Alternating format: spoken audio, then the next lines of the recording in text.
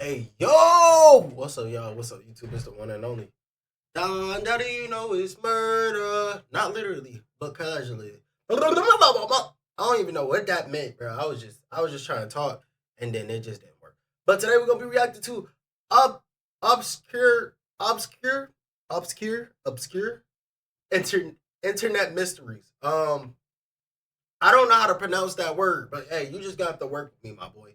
But this dropped 11 days ago. I meant to get to it a couple days ago. I'm not gonna lie, like 2 days ago. But further ado, let's get into it. Persistent trip. I know how On we do August with the horror 14, stories, 2012, a user named Amos No More uploaded a video titled Persistent Trip, Datura. The video, just over 2 minutes long, shows a young man in disarray alone in his room talking directly into the camera. He opens by giving the recording date, March 5th, 2008, and immediately begins recounting a disturbing experience with a hallucinogenic drug.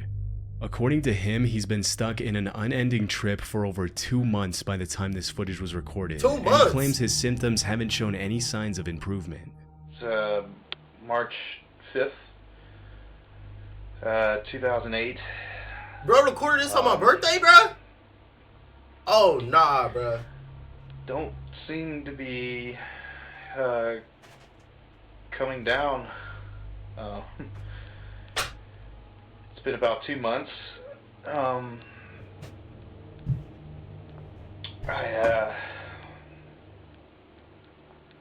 can't really go out. Why? Spending a lot of time in the basement. I don't think it's wearing off. I don't really know. He explains he followed instructions from a book precisely, yet has no idea how to escape this nightmare. But it's not just the contents of this video that are unsettling, it's how the video came to be uploaded that makes it all the more eerie. The video's description reads, "This video was uploaded to YouTube several years ago and I haven't been able to find it recently. As I recall, the uploader claimed it was found footage. He said he found a tape on a park bench or something and was concerned about the person depicted therein." And just a few months later, another user by the name of Dizzy Duck uploaded the same video in December of 2012 with the title Endless Trip Video. Wait, so it's more than one person? The description of this second upload more or less aligns with what was mentioned in the first description, with the added information that the original footage was supposedly found somewhere in Philadelphia. Dizzy Duck also points out something disturbing, what looks like a revolver or some kind of gun on a shelf behind the man's left shoulder. Unfortunately, the resolution of both of these uploads is too low for me to identify it as a gun with certainty. But if it is, this would give this already cryptic video a very dark undertone. What really gets me though is the mystery surrounding it. Despite supposedly being over 14 years old and having over 400,000 views on one of its re-uploads, there's almost no credible information out there. The only other reference I found is this Reddit thread on r/videos from 11 years ago. Bro, so they don't know who it even is? The original poster of this thread has since deleted their account. So, what's the deal with this video? Is it real or just an elaborate hoax? First, let's assume that all the known details surrounding the video are real, from what the person in the video is saying to what's mentioned in the description. The person in the video is clearly very stressed out. And while he's not going crazy in the traditional sense, his body language, refusal to make eye contact with the camera, and overall demeanor shows that he clearly wasn't 100% there when. Hey, somebody probably right there, gun to the front of the head, bro. Right. I did what it said in the book. What book?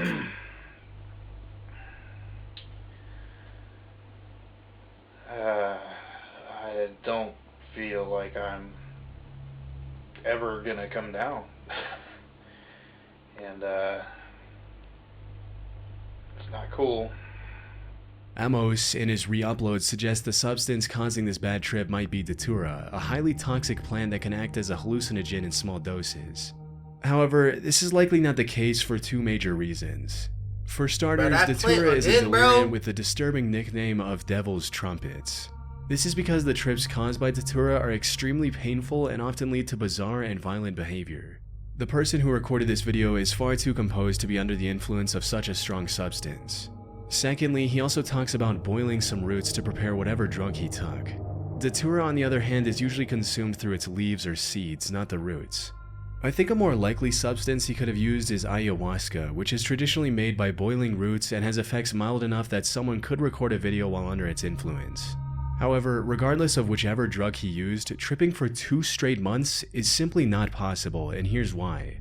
Almost all drugs wear off as soon as they're metabolized or leave the body. Then there's also the question that if he's been down in the basement for 2 months, how is he getting food or making money? Considering these signs, it's likely that he was tripping, but not for 2 months, just a few hours. Many people in the comments of the original video have pointed to the phenomenon where a trip feels like it lasted for way longer than it actually did. Though another likely explanation could be mental illness as well. There is a high likelihood that whichever substance he used caused brain damage and led to schizophrenia, making him unable to tell reality from hallucination. There's also the possibility of hallucinogen persisting perception disorder, which causes a person to experience visual effects that last long after the drug is worn off. However, those effects are usually more like static or blurriness, not full-blown trips. Even so, all of this depends on the assumption that available information surrounding this mystery is true. For all we know, this could be nothing more than a hoax, especially since the mention of this being found footage sounds rather fishy. This whole thing could have been created by the uploader Amos No More for Internet Cloud. Dizzy Duck's re-upload could be just another move by Amos to build on the found footage storyline. But it's been over 12 years since this upload, and he hasn't done any follow-ups to capitalize on the few 100,000 views it's received. Of course, there's also a middle ground theory. Maybe the original video was real and the guy in it genuinely thought he was tripping for 2 months. Amos might have stumbled across the initial post before it disappeared and then decided to create a hoax based on it. Unfortunately, given the sparse amount of information I found, it's impossible to nail down the truth. He's still In unknown? the off chance everything was real, I hope the person in the video found the help he needed and is doing much better today. Poorly Planned Comics. So they just never Poorly found Planned him? Comics was a series of webcomics by a person named Jack Masters. And while the original website has long been taken down from the internet, there are still archives capturing how it looked back then. As I went through these archives, the first thing that hit me was the surreal art style and the constant fourth wall breaking humor. Even in the very first comic on the website, the characters joke about the camera being zoomed in too close. And this was only the beginning. Over the course of their run, Jack published hundreds of comics featuring countless unique characters and mind-bending, maze-like storylines. The contents of these comics also ranged from bizarre to downright disturbing. Like this one comic titled, "The Entire Universe Falls Apart."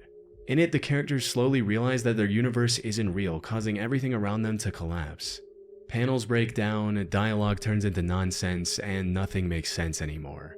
The comic ends with one of the characters stating, "Alright, I give up. It was all a dream, it was all a dream." However, sandwiched It be truth to people's stories, bro. Y'all just don't understand, bro. It be truth to people's stories. Y'all just act like it's okay. Let it rock. Let it slide. It's nothing real. It be truth to everyone's story, bro. If he doing this, bro, it's some truth into it. Which between all this mysterious and chaotic artwork, there's a moment of pause where Jack includes something extremely introspective and philosophical. It reads, "The sad and obvious truth of the matter is that art, once formalized or mechanized, is no longer art, and the few arts that have not been formalized are now being mechanized. There is no mystery or talent required to create artistic beauty. And if a talentless person can do it, why should we give any regard to those who require talent to produce the same result? John may spend a week painting a tree, but Jane will take a photograph and then use a workshop program to make the picture appear painted. There is no visual art creation before the last century that modern technology would not have allowed a less talented person to make better and faster. Let us be realistic and assume this trend will continue. There is nothing we can do to avoid the solemn fact that Michelangelos are no longer needed." These kinds of intellectual reflections were sprinkled throughout his comics. However, the creation of these comics was abruptly cut short when Jack posted a strip simply titled, "The End." This was a final note from Jack before he ended his life, starting with the statement, What? "If you are reading this, I am dead." The rest of the comic listed his will for his various possessions, both physical and digital. Below the comic, there was also a personal reminder Jack had left for himself listing things he needed to do. However, the most mysterious part of the comic was this: a link that explained why Jack did this. Clicking on this link led to an archive of thousands of emails between Jack and various people, including friends and what seemed like an online therapist. These emails are in no particular order and have absolutely zero organization. So, as you might imagine, going through them is a long and arduous task. Unlike other internet mysteries where there's barely any information, here there's almost too much, more than any one person could easily go through. I went through as much as I could, and one thing became extremely clear. Jack was struggling with severe mental illness. That much was already clear from his comics, but going through these emails gave me a good idea of the exact illness Jack was dealing with. For starters, Jack had extreme schizophrenia, which led him to having extremely violent and disturbing thoughts. In one of his emails, he stated, "I'm full of seething, boiling hatred pain, and the only reason I'm not going out killing people right now is that I'm lucid enough not to want to deal with the consequences of such behavior." In addition to this, Jack also had dissociative identity disorder, or DID for short. This is evident from his constant mentions of a person named Susie, which he referred to as his best friend and better companion than no one. But I'm certain Susie is not a real person because in one email, Jack mentions how he feels something slipping away and Susie taking control. In another email, he also linked to a clip of the character Ben Why Chang we from didn't the help TV show him, bruh? Community, where Ben Chang talks to his alternate personality. Jack also used the name Simon Sane in these emails. Looking up this name online, I found a YouTube channel with a 4+ hour stream of him talking to himself in 2 different voices while tripping on LSD.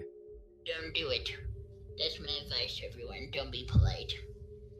I think there may be an overgeneralization. Well, whatever. Okay, so. This theory of Jack's complex mental state was pretty much confirmed by the comment that first brought this mystery to light in the first place. In December 2016, someone on r/AskReddit asked about the creepiest things on the internet. In response to this, a user named Jess248 posted a link to the original Poorly Planned Comics website and also shared a personal anecdote about Jack, stating, "Might not be the creepiest, but I can handle a lot of disturbing things. This one got to me. A childhood friend of my husband's. The guy was insanely brilliant, literally. Husband lost touch over the Dang, years. bro. These were his comics. The very last one was his self-assassination note. They had the memorial at his condo. He had blocked out all the windows and wrote in Sharpie all over the walls. It was his breakdown, trying to find meaning before he took his life. One of the most heartbreaking things I've ever seen. And while everything that I've covered so far might seem like a lot, it's only the tip of the iceberg when it comes to the amount of comics, emails, and videos Jack left behind. Not to mention things that aren't explicitly stated in his work, like his obsession with the 1985 book called Maze. Maybe one day, people on the internet will finally comb through everything and complete Jack's story. See, man, that's crazy. Jack froze emails. In November of this the same 2011, person? Tim Hart was sitting on his couch surfing the web on his Wait, this not the laptop same when out of person, though. nowhere he received a mysterious email that left him in complete disbelief. The email read, "I'm watching. Did you hear me? I'm at your house. Clean your attic." Now, receiving an email like this would make most people think We that got they a were either box. the What target the of a prank or had a stalker I'm lurking instantly nearby. going somewhere else. But for Tim, both of these possibilities were completely out of the question because the email came from his friend Jack Froze, who had died about 5 months earlier. What made this particularly convincing was the bit about cleaning the attic. Just weeks before Jack's death, he visited Tim's attic and they joked about what a mess it was. And while Tim was still trying to figure things out, Jack's cousin, Jimmy McGraw, also received an email from Jack a few days later. However, this one was even more mysterious than the last one, reading, "Hey Jim, how you doing? I knew you were gonna break your ankle, tried to warn you. Gotta be careful. Tell Rock for me. Great song, huh? You're welcome." Couldn't get through to him, his email didn't work. Now, the simplest explanation for these emails is that Jack had scheduled them to be sent before he passed away. However, this theory has 2 major flaws. You see, Jack died of heart arrhythmia, a condition where electrical signals that tell the heart to beat don't work properly. This happens mostly out of nowhere, and there's no reliable way to predict this ahead of time. In other words, Jack had no way of knowing that he was going to die, which would have prompted him to schedule these emails. Secondly, while it can't explain the email Tim received since the 2 talked about his dirty attic before Jack's death, there's no way to rationalize the email Jimmy received. He sprained his ankle about 2 weeks before receiving the email, which was nearly 5 months after Jack's death. So, unless Jack had the superpower of future sight, he couldn't have possibly predicted such an unlikely event for his scheduled email. This leads us to the second theory, one that the recipients themselves preferred to believe, that this was Jack's reaching out to them one last time from beyond the grave. I would like to say Jack sent it, just because I look at it as he's gone, but he's still trying to connect with me and still trying to tell me things to move along and feel better. That's the only way. However, while it's comforting to imagine that those who have left this world can still watch over their loved ones, this is by far the least likely explanation. Right, like for these Luca, emails. bruh. Especially compared to the possibility that someone close to both Tim and Jimmy had access to Jack's email account. This also explains the inclusion of recent events like Jimmy's ankle injury in the emails. Another thing I noticed while looking into this incident is that Jack's name is spelled incorrectly in the signature of both emails. It should be F-R-O-E-S-E, not F-O-R-S-E. If Jack was the one who wrote these emails, either before or after his death somehow, then why would he spell his own name incorrectly, twice? Oh, nah, bro. Ultimately, Tim and Jimmy had a real shot at finding the real sender if they really wanted to. But now, 13 years later, there's little hope we'll ever learn the truth. Nah, bro. You Grateful don't Doe misspell your Hitchhiker. own name, bro. On June 26, 1995, at around 1:30 p.m., Virginia State Police responded to the report of a car crash near the small town of Emporia, Virginia. The Volkswagen Vanagon involved in the incident was completely wrecked from the front due to a collision with roadside trees. And since neither of the two passengers were wearing a seatbelt, both of them were partially ejected from the front windshield and were deceased by the time police arrived. One of the victims of this crash was quickly identified as 21-year-old Michael Hager, a student at the University of South Carolina. However, every effort to identify the second guy proved entirely fruitless. His face was heavily disfigured during the crash, and he didn't have an ID on him either. Police were also unable to find any matching fingerprints in their database. Michael's family also had no idea who the second person was. Curiously, both Michael and this unknown person were wearing the same tie-dye t-shirt with the logo of the Grateful Dead rock band. After searching the bodies, police found 2 disheveled tickets for the Grateful Dead concert that took place a day prior in DC. They also found a handwritten note which stated, "Jason, sorry we had to go. See you around. Call me. Caroline T and Caroline O. Bye." Further investigation led to Wait, the is that conclusion Riz? that this unknown writer was simply hitchhiking. The two likely met at the concert and became friends. As for the crash, the police determined that it was simply caused by the driver falling asleep at the wheel. But that wasn't all. The only 2 things police knew about the unidentifiable man were that he was a fan of the Grateful Dead and that his name was likely Jason, as was written on the note. Jason was declared as John Doe, which is a name given to a person whose real name is unknown. And due to the Grateful Dead shirt he was wearing, Jason became known as the Grateful Doe. However, they were unable to find any more information on him, and the case was closed after some time. That is, until 2012, when the National Center for Missing and Exploited Children published a digital recreation of Jason's face.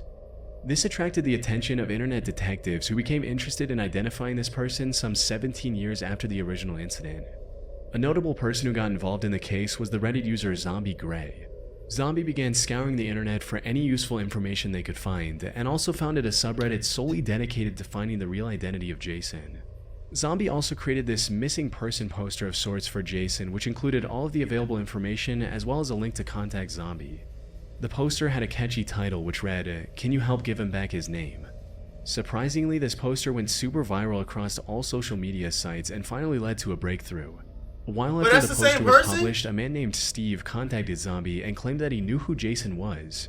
According to Steve, his full name was Jason Callahan. Now the only thing left to find was any living family members of Jason. Fortunately, that didn't take long. In January of 2015, the following was posted after seeing the missing person poster on Facebook. "OMG, this is my son Jason Callahan from Myrtle Beach, South Carolina. I've been looking for him all this time with no luck. Today, my other son saw this Facebook page, and after all the years of praying for him to just call me or come home." Apparently, Jason had left his home when he turned 18 and was traveling around the country on his own. All this time, his mother thought that Jason was dodging her calls and simply didn't want to return home. With that, after 2 decades, one of the most mysterious... Why would he be dodging her calls the entire time? It's been years. John Doe cases. Mom, bro. Though Mom, it is sad bro. to think about his mother, who thought that her son was alive, only to learn about his death through the internet 20 years later. Indianapolis wrecking ball theft. That's insane. In the bro. 1970s, newspapers in the Indianapolis region reported the most bizarre theft. Someone had apparently stolen an entire wrecking ball without getting caught. This became a big mystery at the time, and it's still a mystery today, nearly 50 years later. So, what happened? How could something as massive and heavy as a wrecking ball vanish overnight? Before we get to that, it's important to mention that the facts surrounding this mysterious theft are very inconsistent. Some sources claim that the ball was 5 tons and 200 feet in the air.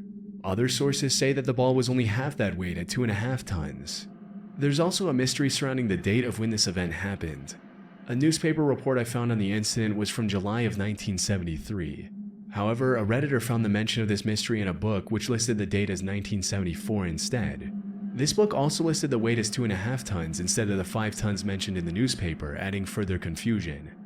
This might not sound like a big deal, but a difference of 2.5 tons can make a wrecking ball much easier to steal with a truck and a well thought out plan. The bigger question, however, is why? As the 1973 newspaper states, I can't figure out what someone would do with a 5-ton metal ball. Well, there are a few prevalent theories online. One of these theories speculates that this was the work of a rival company, which is just cartoonishly evil enough to be true. But the thing is, melting the wrecking ball to sell the steel would have been too expensive, and it's highly unlikely that they had a crane lying around to use with the stolen wrecking ball. So, if this theory is true, the only plausible explanation is that they stole the ball to slow down their rival's work and cause financial trouble. This also checks out since, according to the 1973 newspaper article, the ball was stolen during a demolition job. That said, there's also another theory that is also a bit out there, but can make perfect sense if we had more information regarding the finances of the company the ball was stolen from. According to this theory, the company stole its own wrecking ball and hid it somewhere as a form of insurance fraud. Also, while researching this topic, I came across a similar incident that happened in Dallas, Texas in 1978. If the wrecking ball theft in Indianapolis was truly for insurance fraud, maybe a demolition business owner in Dallas saw its success and decided to do the same. Overall, because this happened so long ago and there's very inconsistent information on it, we'll likely never know what happened to this disappearing wrecking ball. Hey man, further ado, want y'all like, comment, subscribe, turn on post notifications. Your boy Don Dada. Love y'all, man. Enjoy the rest of y'all day. We out. Peace. Woo!